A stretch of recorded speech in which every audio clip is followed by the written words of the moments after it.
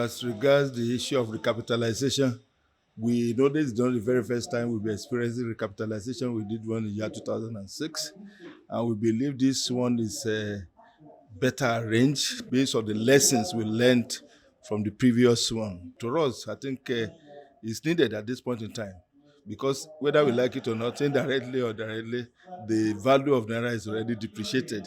So we believe that for us to be able to finance large, transactions, like we are talking of infrastructural development and everything, banks need to have enough capital, because the FDI we are depending on, that foreign direct investment, may not directly come.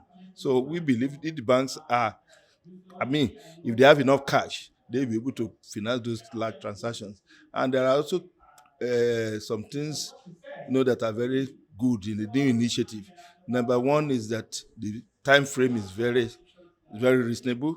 Also, you will find out that banks are not even allowed to capitalize their reserve. The reason is that the primary purpose for it is to bring in new cash into the system.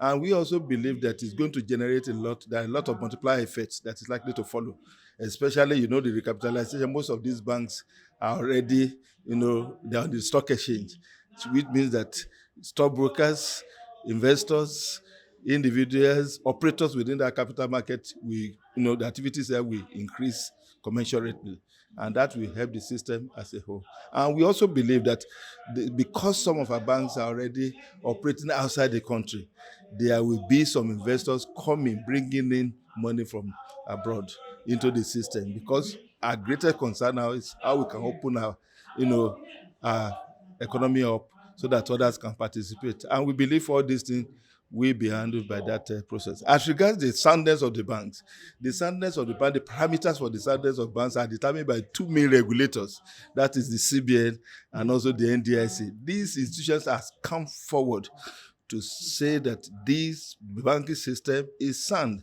and we, as the ones certifying some of those working in the bank, we interact with them, and we know that they are in sound condition. The issue of heritage was quite different, and it was clearly stated by the CBN as to the problems associated with heritage. And with the pronouncement, with all the parameters being put in place, we believe in what the two regulators, have said, that the banking system as a whole is sound. And that was the purpose why we issued out that, that guideline, because we have done our homework and we interacted meaningfully with, the operators.